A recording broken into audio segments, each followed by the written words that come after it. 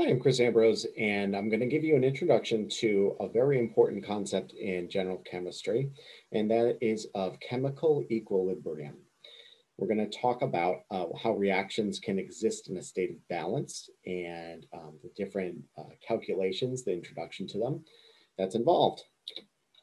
So when chemists say chemical equilibrium, the term is technically called dynamic equilibrium.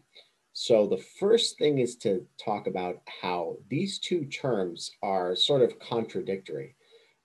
Dynamic means that something is constantly changing, while equilibrium means that there are two opposite things happening and they're balanced. So how can that be? How can something be constantly changing on one hand and then on the other hand be balanced? So as an analogy, think of a restaurant, and the restaurant has a capacity of 100 people. So during the day, every hour, 10 people go in and 10 people go out. So what's happening here is that in the restaurant, there's always 100 people. That's the equilibrium part of it, where 10 people going in and 10 people going out, that's the change part of it. And so the restaurant itself is in a state of equilibrium, a dynamic equilibrium, because there are two opposite processes happening. There's people going in and there's people coming out. And the amount of people in the restaurant is staying the same. So that's what we mean when we say dynamic equilibrium. Chemical reactions can also exist in a state of dynamic equilibrium. Up until now, what we've been telling you is that when a reactant turns into a product, that's the end of the story. So typically what we would say is, as this reaction goes, we're going to make some product. And so that's going to go up. And then in order to make product, you got to use up some of your reactant. So that's going to go down until it runs out, or if there's more than one reactant, then their limiting reactant would run out and the reaction stops. What we know can happen, though, is that the reaction, once the products are made, can go backwards. It can reform into its reactants. So if we have the backwards reaction going on, if it's the same story, we're going to make more of the original reactant, and then that product is going to decrease and the reaction stops.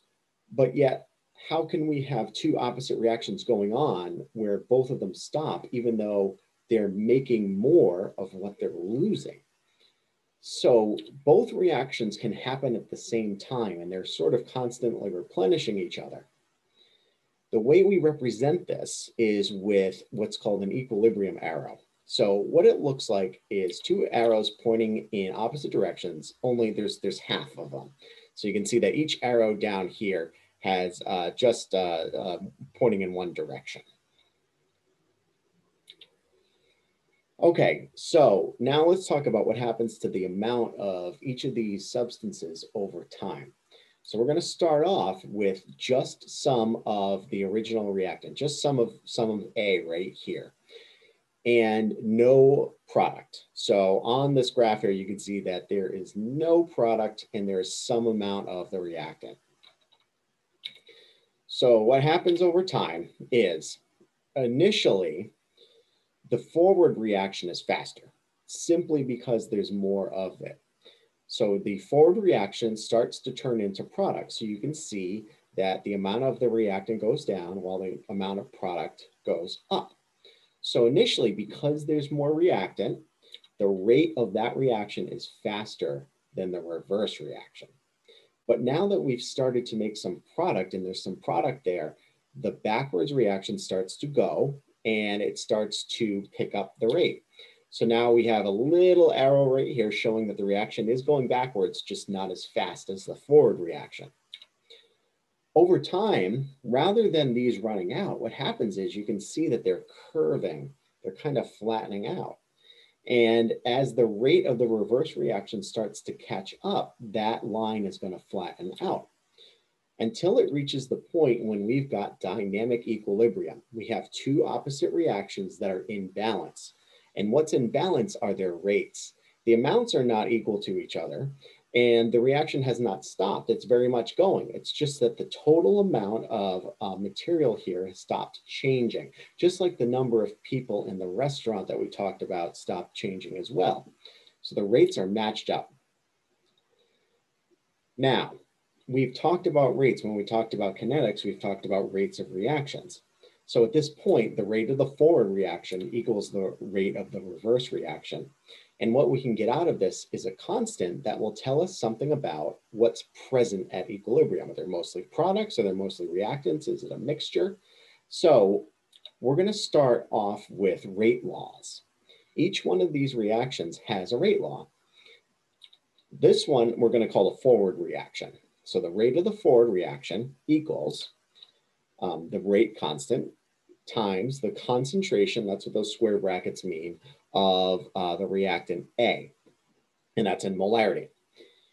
The reverse reaction is going to look very similar. Now, what we can do with this is we can put these two equations together. So what we're going to do now is a little bit of algebra on the screen. Okay, so what we have is we have rate of forward equals the rate of the reverse reaction, because at equilibrium, those rates match up. Now what we can do is just some substitution, because the rate of the forward reaction is equal to this right here, this part of the equation. So all I'm going to do is just substitute that in. So I'm going to say Kf for forward times concentration of A. And we don't need to worry about the exponent there. There would be one here, but we don't need to worry about that. All right, now for the rate of the reverse, I'm going to put this on there. I'm going to substitute that in. So K, R for reverse, times concentration of B, and again, ignoring the exponent. Okay, the next steps are just going to be algebra. All I'm going to be doing is I'm going to put all the concentrations on one side, and then I'm going to put all the rate constants on the other, and then show you where this constant comes from. All right, so the first step is I want to move this one right here, this term over to the other side. And so I've got to divide. So K, R, divide by K, R, and it cancels. And so what we're left with is K, F over K, R, times concentration of A equals concentration of B. And then the last step is just to move A over here. So concentration of A divided by concentration of A. And so what we've got here is Kf over Kr equals concentration of B over concentration of A. Now, because the rates are equal, this fraction equals a constant.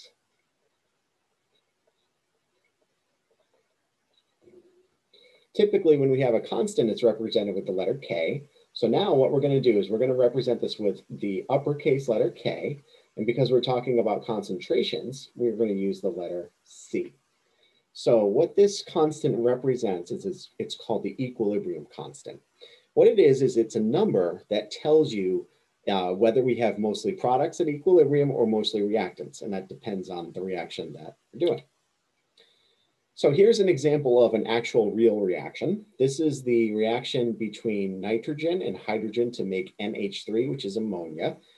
And so what happens is if we start with some amount of each reactant, that would be nitrogen, that blue one would be hydrogen, and then we start with no product. This is going to look pretty similar to the generic reaction we looked at. So as the amount of product that gets made increases, the backwards reaction rate starts to catch up until eventually these concentrations flatline and we are in a state of dynamic equilibrium. The amounts have stopped changing. The rates are equal, but the amounts are not equal, but they are in a constant ratio with each other. And that's where that constant comes from. Equilibrium is going to be reached regardless of where you start. So if we start with just some of the product, the NH3, that is going to decrease as it makes the original reactants, and those are going to increase until the rates sync up again and we reached equilibrium. So it's not where it was originally necessarily, it's just that now they are stopped changing and they are in their constant ratios once again.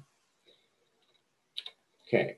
So now here is in general how we set up this equilibrium constant expression, Kc. Just by convention, it's a fraction. And as to what goes on the top and what goes on the bottom, this was just arbitrarily chosen to put the products on the top. So on the numerator of this fraction is the concentration of the products raised to the power of whatever the coefficient is. So this constant only depends on the stoichiometry. It only depends on the recipe. It doesn't depend on the mechanism of the reaction.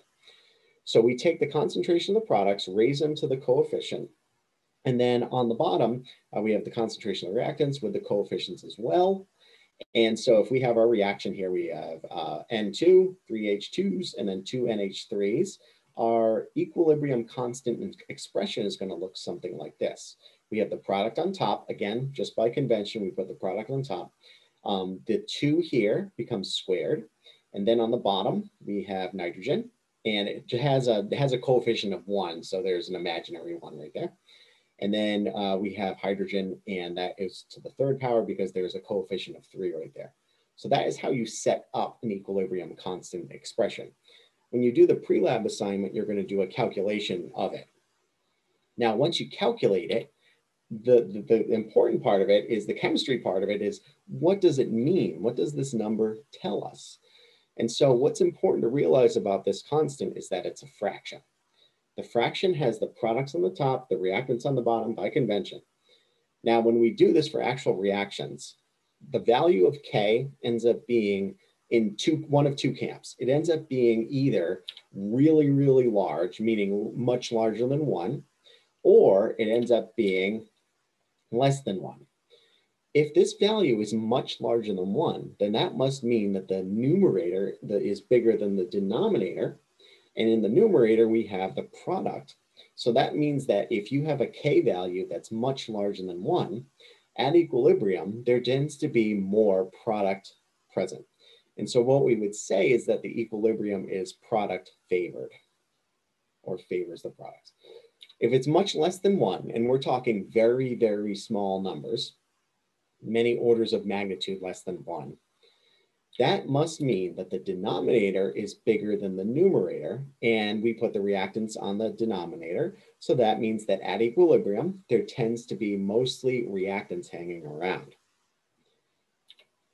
When we set up an equilibrium constant expression, there are 2 items that will show up in a chemical equation that don't show up in the equilibrium constant expression. There are 2 exclusions. Both of these exclusions are pure substances. So the first one would be a solid. So this is a chemical equation for solid silver chromate dissociating into 2 silver plus ions and then this chromate ion right here. In order to be in equilibrium, we have to have a saturated solution. And what that means is there is solid sitting at the bottom, and the solvent, which in this case is water, is holding as much of these ions as it possibly can. So what's happening to the particles is that we have some solid particles turning into aqueous ions, and we have some aqueous ions reforming into the solid. And once those happen at the same rate, that's equilibrium. Now, the solid is constant. The amount of solid that's in here is constant, and so it doesn't change. So the term here where the solid would appear is not included. So the solid is excluded from the equilibrium constant expression. And so all that's left over is the numerator. So this would be the equilibrium constant expression for this one. So again, this number that's down here would not change because when it's saturated, the total amount down here does not change. The other exclusion is if you have a solvent, and this is for the similar reason. The amount of the solvent is usually so massive in comparison to the solute that its amount doesn't really change either. So for example, if we have H plus ion and hydroxide ions coming together in water to form water, which is the solvent in this case, the water is not going to appear because its amount is not changing by very much at all compared to the other ions. So setting up the equilibrium constant expression is going to look something like this. We have the water on the top, the two ions on the bottom. Now, if the water is getting excluded, then we have to keep these other two items here on the denominator. And so what's left over is 1 over those two reactants. So when you get to the pre-lab, you're going to do a couple of calculations with this. You're going to set up some of these you're going to set up some of these equilibrium constant expressions. You're going to look at the number. You're going to interpret it. You're going to talk about how temperature can affect it. And then finally, there'll be an example where you have one of these substances that gets excluded.